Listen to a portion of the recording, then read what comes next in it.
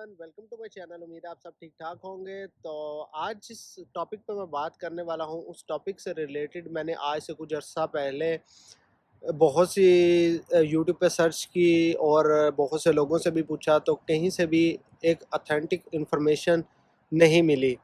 तो अभी मेरा जो अपना पर्सनल एक्सपीरियंस गुजरा है तो वो मैंने सोचा मैं आपसे शेयर करूं, ताकि आइंदा आने वाले जो भी लोग कार्ता सोजोर्नो अप्लाई करने वाले हैं, जिन लोगों ने अजाइलम लिया है आज से कुछ अर्सा पहले, उनके लिए भी, और जो लोग नॉर्मल यहाँ पे कार्ता सोजोर्नो अप्लाई करना चाहते हैं उनके लिए भी। तो इस वीडियो में आपको पूरी इन्फॉर्मेशन मिलेगी। अगर आपको वीडियो पसंद है तो मेरे चैनल को सब्सक्राइब और मेरी वीडियो को लाइक और शेयर ज़रूर कीजिएगा। तो चलिए आज की वीडियो शुरू करते हैं। तो सबसे पहले बात कर लेते हैं उन लोगों के लिए जिनको कार्ता दी सोजोर्नो का नहीं पता वो क्या है। कार्ता दी सोजोर्नो वो डॉक्यूमेंट्स हैं जो आज से पहले तक वो फॉर एवर के लिए एक्सपायर नहीं होते थे, उसकी कोई एक्सपायरी डेट नहीं थी। तो अभी 2022 के लॉ के मुताबिक उन्होंने इसकी जो एक्सपायरी डेट है वो 10 साल कर दी है। आपको हर 10 साल के बाद ये रीन्यू करवाने पड़ेंगे। और इसको अप्लाई करने के लिए पहले हम इसको दो कैटेगरीज़ में डिवाइड करते हैं। एक जो नॉर्मल यहाँ पे इमिग्रेशन के थ्रू आते हैं लोग, जिनकी यहाँ पे फैमिलीज़ हैं, जो स्टडी वीज़े पे आते हैं या किसी भी तरह का वर्क वीज़ा वर्क परमिट लेके आते हैं। और दूसरी कैटेगरी जो अजाइलम वाले लोग हैं, जो गैर कानूनी तरीके से यहाँ पर आते हैं और यहाँ पे आके अजाइलम लेते हैं। तो सबसे पहले बात करते हैं जो इमिग्रेशन लेके यहाँ पे आते हैं।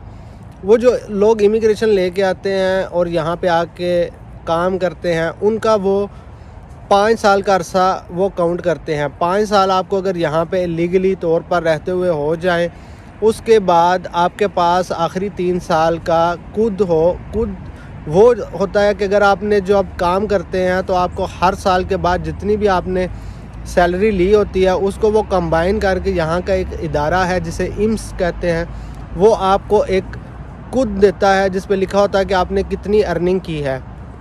वो आखिरी 3 साल का जो खुद है वो आपने उसके साथ लगाना होता है, तब आप एलिजिबल होते हैं कार्ता दी सोजोर्नो अप्लाई करने के लिए। उसके बाद अभी आ जाते हैं अजाइलम वालों के लिए। अजाइलम वालों के लिए यहाँ पे थोड़ा सा मसला आ जाता है। अजाइलम वाले लोग, अगर फ़र्ज़ कर लें एक बंदा 5 साल पहले यहाँ पे आया है 2015 में, एक फ़र्ज़ कर लेते हैं 2015 में वो आया है और 2020 में उसके 5 साल यहाँ पे मुकम्मल हो गए हैं।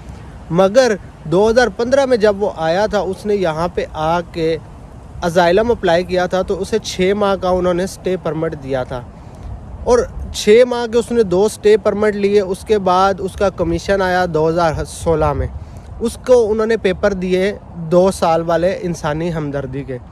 तो उस बंदे का जो टाइम शुरू होगा कार्ता सोजोर्नो के लिए वो 2016 से होगा, जब उसे इंसानी हमदर्दी वाली या जो भी 2 साल वाली परमिशन सोजोर्नो मिली, तब से उसका टाइम शुरू होगा।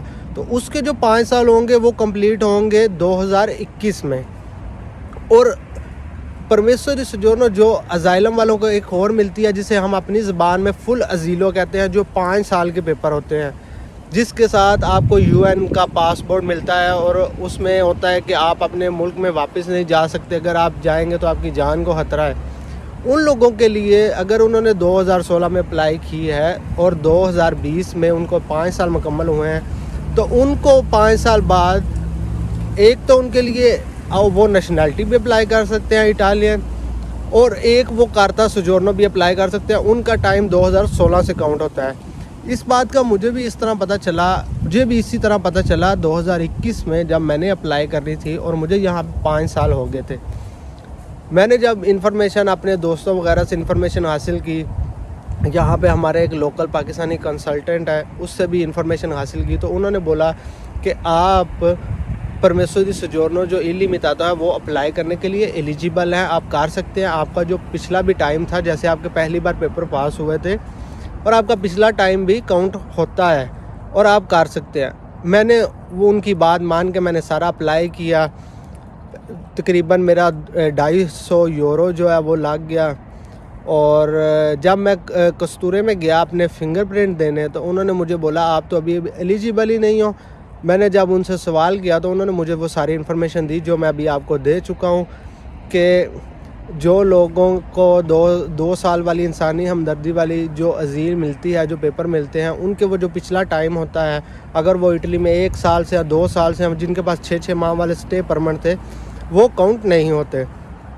तो अभी ये वीडियो बनाने का सिर्फ ये मकसद था कि ये थोड़ी सी स्टोरी शेयर करने का सिर्फ ये मकसद था कि जैसे मेरा टाइम ज़ाया हुआ, मेरे तकरीबन 5 से 6 दिन ज़ाया हुए, क्योंकि उसके लिए सर्टिफिकातों पे नाल है और इधर उधर सारा भागना पड़ता है, अपने सारे डॉक्यूमेंट्स कंपाइल करने पड़ते हैं, फ़ाइल बना के जो हमारा यहाँ पे पोस्ट ऑफिस होता है वहाँ पे जाके सबमिट करवानी होती है।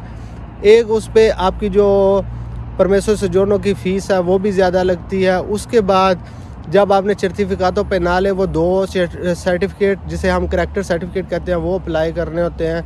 तो उसके लिए आपको तकरीबन 50 से 60 यूरो वो भी एक्स्ट्रा पे करने पड़ते हैं, क्योंकि वो जो ऊपर से उनकी वो टिकट लगाते हैं उनके पैसे होते हैं, वो 50 से 60 यूरो